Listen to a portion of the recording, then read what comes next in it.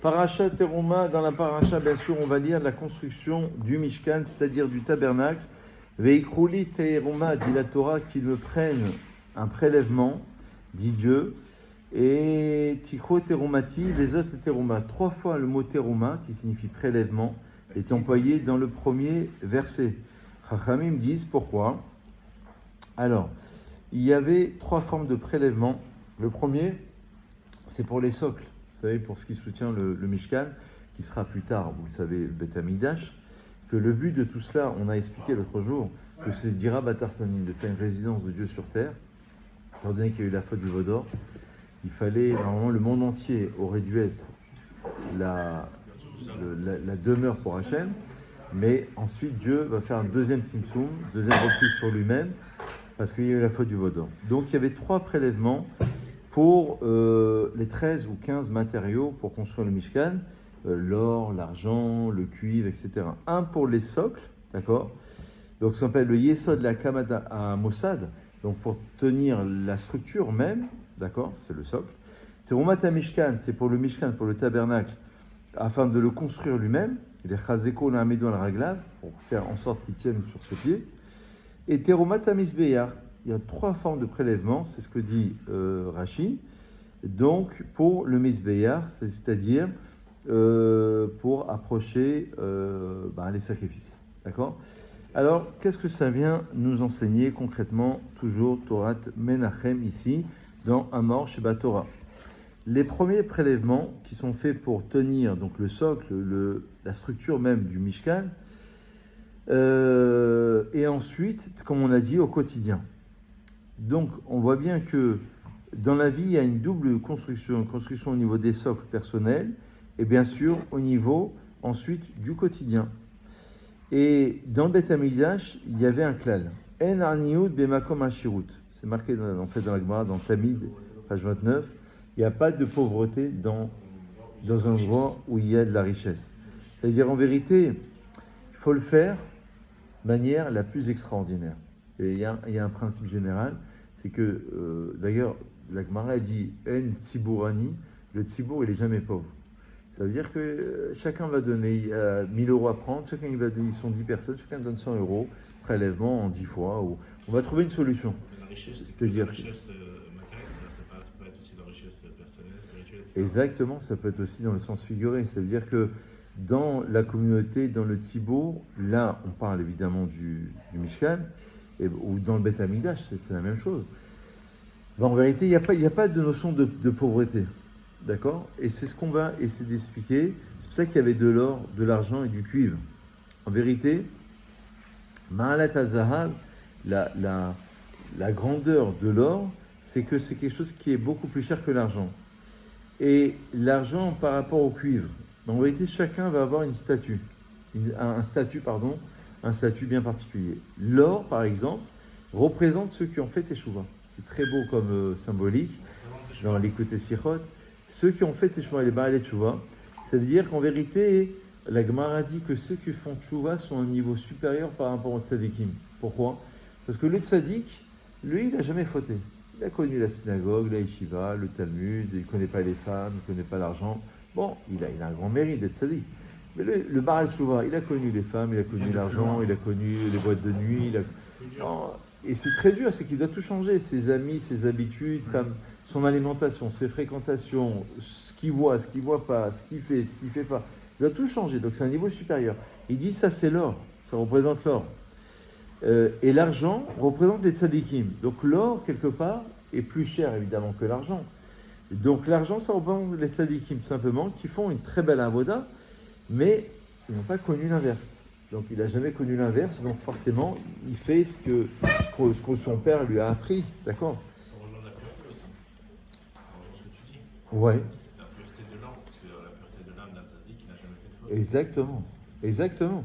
Et le nechoshet, donc les 3 premiers matériaux pour construire le Mishkan, c'est-à-dire le cuivre, ça représente les Rechaim. Ça veut dire que les impies. Donc il y a 3 catégories. Mais on les prend, ces 3 catégories, pour construire le Mishkan et ensuite le Beth Amikdash. Donc, Avodazo shel hakamate Mishkan afirat inene olam hageshmini Mishkan le'ashrat hashchina. Donc, en vérité, on reprend. Donc, ça veut dire construire le Beth Amikdash ou le Mishkan, c'est avec des éléments de la matière pour construire le Mishkan et pour faire résider Hachem. Et donc, ce qu'on veut dire, c'est que chacun doit participer. Comme on dit, les initiales de Tzibour, une communauté. Tzadik, ça fait référence aux Tzadikim. Le Bet de Tzibour, c'est les Bénonymes, les personnes intermédiaires. Et Resh, ce sont les Reshaim, les impies. Le Nishmat Pinchas Ben Moshe Miriam Toboul. Donc ça veut dire qu'en vérité, dans le Tzibour, dans la communauté, il faut qu'il y ait tout le monde. C'est-à-dire une communauté. Regardez, moi je prends toujours un exemple simple. Prenez les 9 plus grands rabbins du monde. Je sais pas, les grands Mekoubalim, les grands rabbins d'Israël, ne peuvent pas faire minyan. Vous prenez les 10 parrains de la mafia, les 10 tueurs à gages, et ben ils peuvent faire minyan. C'est pas beau ça? 10 tueurs à gages juifs. Oui, juifs. Il avait dit, Ben Gurion, quand il y a eu l'installation d'Israël, Il y a dû en avoir. il a dit, Israël va devenir un pays à partir du moment où il y aura la première prostituée et à partir du moment où il y aura le premier détenu en prison. C'est-à-dire que malheureusement, Israël, c'est le reflet de la société dans le monde. La synagogue, ils disent oui, mais des fois il y a des problèmes dans les synagogues. En fait, c'est le reflet de la société. Dans la société, tu as des menteurs, tu as des... Dans la communauté, tu vas en avoir. C'est le même reflet en vérité. Le nombre de divorces est équivalent à peu près à ce qui se passe dans la communauté, ce qui se passe dans la société. Il peut y avoir des nuances, évidemment. Le nombre de mariages, c'est le reflet de ce qui se passe. Donc, évidemment, qu'on a besoin de tout cela. Mais même les Réchaïm, ils participent. Avec les bons comme on fait avec les mauvais. Non, mais ce qu'il y a d'extraordinaire, c'est que moi, j'ai besoin de lui pour faire minyan. Mais lui, il ne fait pas Shabbat, il ne mange pas Kasha. Ouais, mais regardez, le rabbi a été très fort là-dedans. Le rabbi, quand ils te disent, tu mets les tefilines. En fait, tu rallumes son cerveau, en fait. Et pourtant, il ne fait rien. Il ne fait pas Kippour, il ne fait pas Shabbat. Oui, mais tu rallumes une petite lumière au fond de lui-même. Et cette petite lumière, elle est toute petite. Et elle va entraîner. Bien sûr. Pas beau, ça? Ça, c'est un très beau texte. Bon, c'est très chassidique. En fait, le Mishkan, en fait, il veut montrer qu'il est là pour tout le monde, puisqu'en fait, il y a toutes les shirvot qui sont... Exactement. Exactement. C'est-à-dire qu'en vérité, on va aller plus loin. Personne ne doit ou ne peut se sentir rejeté de la communauté. C'est-à-dire, chacun, on va lui dire, écoute, c'est pas grave. Toi, tu fais un coup de balai dans la synagogue. L'autre, il va donner 1000 €. C'est pas grave, mais c'est la même chose. Ton coup de balai, il n'est pas moins que celui qui donne de l'argent. Toi, ce sont tes capacités. Et grâce à Dieu, il y a ceux qui font la sécurité. Grâce à Dieu, il y a ceux qui vont enseigner. Et chacun va apporter. Qui vont prendre des photos, qui vont immortaliser ces instants. C'est un peu. Chacun participe. C'est un peu comme le loulav, non, à Sukkot. Non, mais ce qu'il y a d'extraordinaire. Mais bien sûr, mais regardez. Moi, j'ai lu un commentaire pour Shavuot qui disait extraordinaire. Il disait quand on a reçu la Torah, Michael, on a reçu la Torah, il y avait 600 000 juifs, 600 000 hommes, plus les femmes et les enfants. Si un, il ne s'est pas réveillé, et il dit, alors je suis malade, j'ai mal au ventre, on ne peut pas recevoir la Torah. On peut dire, écoute, 600 000 moins 1 en plus 1, le groupe est là, les 3/4 sont là, 90, 95%. Non, il manque une seule personne. Parce que chacun, il apporte quelque chose. Chacun, il apporte sa particularité, son identité. Ah bon, un autre texte. Ça, c'est un premier texte. Va, c'est Shittim. Alors, écoutez bien le Chidouche dans Rashi. Ils ont pris du bois de Shittim. C'est quoi ce bois de Shittim? Pour construire le Mishkan. Vous savez que j'ai lu une Gemara, j'ai lu 2 textes. Il y a un texte qui dit que le Mishkan, incroyable. Ah, un Chidouche incroyable. Non, vous n'êtes pas resté pour rien. Vraiment, vous avez du mérite. Le bois de Shittim, c'est du bois de cèdre, non? C'est ça? C'est quoi le bois de cèdre? Non, le 7, c'est Erez. Non, du bois de Shittim. On va expliquer. Regardez, juste avant de vous dire ça. Le Mishkan, quand on l'a pu utiliser, il n'a pas été détruit. Le premier temple, il a été détruit. Le deuxième temple, il a été détruit. On attend le troisième temple. Mais le Mishkan, moi j'avais vu il y a longtemps une version qui disait qu'il a été enfoui dans le désert. Et là, dernièrement, j'ai vu une version dans le Midrash qui disait non, ils l'ont mis dans les sous-bassements du temple. Et qui va ressortir intact, le Aaron, par exemple, donc l'arche dans laquelle il y avait la Torah, les Luchot, on va les retrouver à l'époque du Mashiach. Le Mashiach, donc on ne sait pas trop où c'est, mais sûrement c'est dans les sous-bassements du temple, d'après un Midrash, et il va ressortir intact. Et ça vient répondre à une question. Pourquoi le Rambam, le Maïmonide, dans ses halachot, a étudié tous les objets, parce qu'il y a plein d'objets. Il y a le Shulchan dans le temple, la table sur laquelle il y avait les 12 points de proposition, il y avait la Menorah, d'après le Rambam, elle était comme ça, d'après d'autres, elle était autrement. Donc il y a des halachot. Mais le Aaron, il n'a pas étudié. Et une des réponses, c'est de dire que c'est normal. À quoi ça sert de l'étudier? Parce que de toute manière, quand le Mashiach va arriver, on va le ressortir intact. Et on va découvrir le Aaron comme il était à l'époque de Moshe Rabbeinu, il y a plus de 3300 ans. C'est incroyable. Il paraît qu'il va même sortir au-dessus de la mosquée. Et alors, ici, l'idée, c'est de dire que c'est pour ça qu'il n'a pas parlé dans ses halachot. Maintenant, c'est quoi ces bois de Shittim? C'est quoi? D'où ça vient? Ils étaient dans le désert, là. D'où ils avaient du bois? Il n'y a pas de bois dans le désert. Il n'y a pas d'arbre. D'où ça sort? Alors, Rabbi Tanchuma, qui est dans le Midrash, il explique quelque chose de fou, et on va approfondir ce sujet. Yaakov Avinu Tzipa, Beru Ahakodesh Atim Israël, Ivdon Mishkan Bamidbar. Yaakov Avinu, déjà à l'époque, parce que ce sont les enfants de Yaakov qui vont atterrir en Égypte, qui a eu la famine, ils vont rejoindre Yosef, qui était devenu vice-roi. Alors, lui, il a vu par roi Hakodesh, il a dit, oulala, mes petits petits-enfants, ils vont aller dans le désert. Lui, qu'est-ce qu'il a fait? Vevi Arazim, c'est ce que tu as dit. Bravo, Jonathan. Il a amené du cèdre. Du cèdre du Liban. Hein. Du cèdre du Liban, exactement. Ils sont droits, ils sont grands, ils sont vraiment droits. Khazak. Il les a amenés en Égypte et il les a plantés. Il les a plantés en Égypte. Donc les générations après... Il a fait un transport. Il a ordonné à ses enfants, avant de mourir, bien sûr, de les prendre, ces bois de cèdre, d'accord, qu'il a amenés en Égypte, lorsqu'ils sortiraient d'Égypte. Et c'est avec ce bois-là qu'ils vont construire le Mishkan. Alors ça, c'est ce que dit le Midrash, cité par Rashi. Maintenant, il dit, en vérité, c'est quoi toute cette histoire? Bon, on comprend un peu l'idée, mais on va approfondir. Quel était le but de Yaakov? Alors, on y va.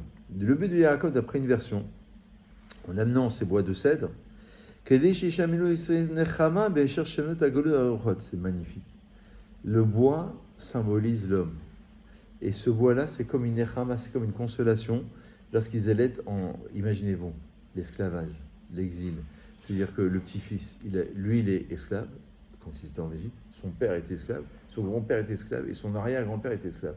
Il se dit, un jour on sera sauvé comme pendant la Shoah, les persécutions. C'est-à-dire que 210 ans, ça a duré.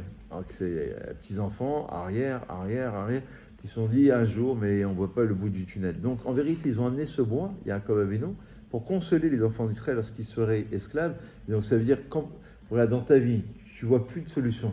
Des fois, on se dit, mais ça va durer encore 2 ans cette histoire, ou 3 ans, et je ne vois pas le bout du tunnel. Écoute, quand ça sera le bon Zman, ce que je dis à mes enfants, il y a un temps pour tout. Alors, toi, tu fais ce que tu dois faire. Mais quand Hachem, il va vouloir, en un instant, comme la Géoula d'ailleurs. La Gemara dit dans Brachot, elle dit que le Mashiach, il y a 3 choses qui viennent. Be'eser Hadaat. Be'eser Hadaat, ça veut dire que le temps de penser, quoi, le temps où ton esprit te quitte. C'est le temps d'un instant, en fait. C'est une trouvaille. Quand tu trouves quelque chose, tu dis, ah, c'est incroyable, ça fait 2 jours que je le cherche. Il était en dessous de la table, il était en dessous de la nappe. D'accord? Le Mashiach, il arrive subitement comme ça. Et le scorpion, il vient attaquer aussi subitement. Après, il faut... En tous les cas, ce bois-là, il était pour consoler les enfants d'Israël. Bidé, Bénémé Israël, pourquoi? Pour dire que, vous inquiétez pas. Quand Hachem, il a dit, Ve'anochi al-cha gamalo, t'inquiète pas. Il dit à Jacob, moi, je remonterai avec vous. C'est Dieu qui parle. Vous serez en galoute, moi, je serai là. Comme un père qui dit, on va y aller ensemble. Et moi, je remonterai avec vous. Avala Arazim, Shenatan Yaakov, Kedele Karta, Meshat Yisrael, Misrem, Siful, Avtachazut, comme un machout. On même Shaou Ben Israël, Idoud, Vetan Chomim, Mesher Shenot, Agolut, Amchot. C'est ce qu'il leur a donné du Idoud, les Arvedes, c'est-à-dire qu'il les a encouragés, il les a soutenus, il les a motivés. Et ça les a motivés de dire, écoute, s'il y a ce bois-là, Yaakov Avinu, il l'a vu par roi Hagodesh, c'est qu'on va sortir d'Égypte. Quand, je ne sais pas. Quand le moment arrivera, c'est pour ça qu'ils sont sortis en précipitation, ça sera la Géoula. Il cherche sa Kala, Jonathan. Et un jour, t'as un coup de foudre, il sort, il y a un isguir, une bar mitzvah, un mariage, hop là, Yafaveta ma Torah temima. Il appelle Roger, allez même faire là, le 6 juin, tu vas me faire les vidéos et tout. D'accord? Donc, si Dieu, c'est ça la Géoula, c'est ça la Géoula, c'est beau ou c'est pas beau ça? Ouais. Donc, planter le cèdre en Égypte, c'était pour consoler les enfants d'Israël. Voilà la première explication. Deuxième explication un peu plus profonde, mais elle est belle aussi, hein, la première et la deuxième, dans les côtés Sichot. Il dit dans le plan spirituel, comme tu disais Michael tout à l'heure, il dit comme ça, le Erez, ce que tu as dit Jonathan, ce que tu as dû étudier cette semaine, c'est un bois, un arbre qui est très haut. Et alors? C'est le cèdre du Liban. Et le cèdre du Liban. Ça fait allusion aux tzadikim, c'est-à-dire les grands princes. Comme on dit, nous sommes des nains sur les épaules des géants. Nous, on comprend rien, dernière génération. Qu'est-ce qu'on sait? Qu'est-ce qu'on voit? Qu'est-ce qu'on comprend? Mais nous, on sait, parce qu'on est des petits, des nains, mais on est sur les épaules des géants. Les géants sont nos tzadikim, les prophètes. Et bien c'est ça le Erez. Erez, quelque chose de très haut. Tzadik katama ifra, ke Erez, balevanon isge. Dans le vendredi soir, on fait Nidar Shalem à Shabbat, on dit là-bas, et avant de faire Kaddish, on dit le tzadik, il va fleurir comme un dattier, ke Erez, c'est comme le cèdre, balevanon dans le Liban. Il va fleurir, il va donner des fruits. Maintenant, la source du cèdre, c'est en Erez Israël.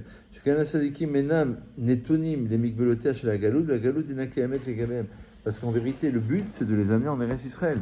Donc en vérité, ils ont été amenés en Égypte, ils ont été plantés là-bas,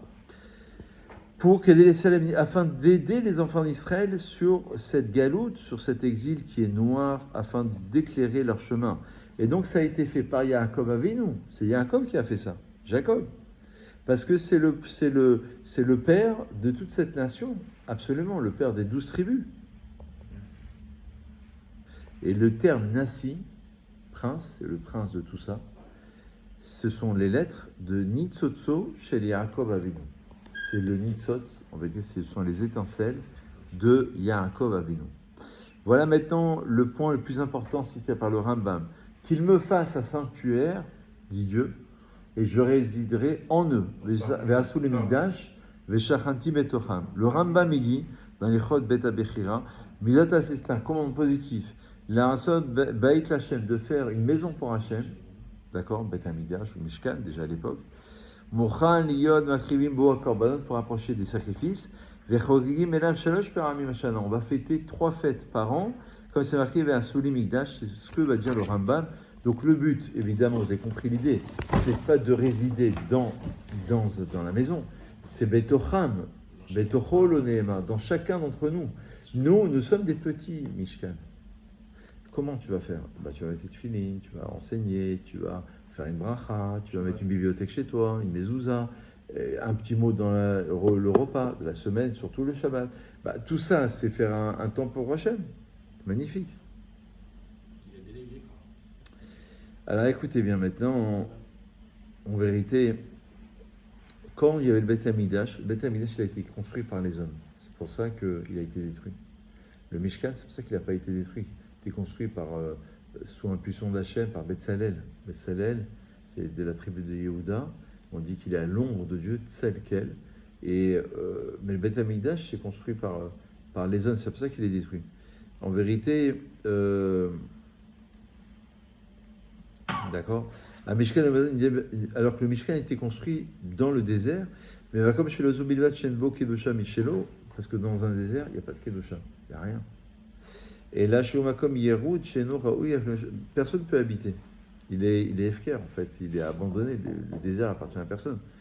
Et donc, le Mishkan, justement, c'est Ve'asu le Migdash, c'est-à-dire c'est l'homme qui doit construire, c'est l'homme qui doit faire.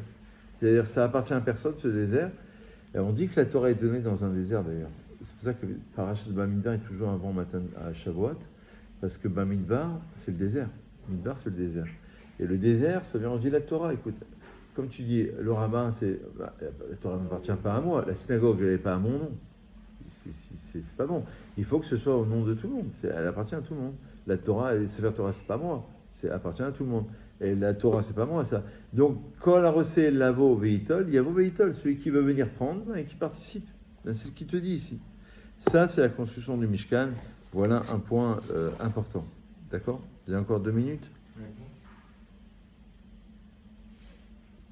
Ah, la suite, elle est bonne aussi. Voilà. À Ofen Arishon, donc il y a 2 manières pour faire résider Dieu en nous, dans le Mishkan et en nous. Il y a l'étude de la Torah, comme on le fait ce matin. Il dit les mots de la Torah par l'étude de la Torah. Il y a un lien avec Hachem, parce qu'ils te disent tu aimeras Hachem. Je ne sais pas qui c'est Dieu. Étudie la Torah. La Torah, c'est la volonté d'Hachem. Donc quand tu vas étudier comme on le fait, tu as un lien avec Hachem. Comme il dit le Baal HaTanya, dans le Tanya c'est marqué chapitre 5, Rabbi Shneur Zalman de l'Edi, il dit ou Yechud Yifla Shen Yechud Kamo Velo Kerko Nisa Klal Bagashmiot Liot Lachadim Uchadim Mamash Kol Sadopina Bezot Ma'ala Yiterek Gedola Mitzvah Denkes Asher Bemizvat Yedir la Torah Vasagata Yekol Mizot Marasiot. En vérité, ça c'est la grandeur de l'étude de la Torah. Il y a un lien intrinsèque, c'est-à-dire avec ta neshama, avec ton intellect, qui te relie à Hachem. Et une deuxième manière de se rapprocher d'Hachem, faire résider Dieu en nous,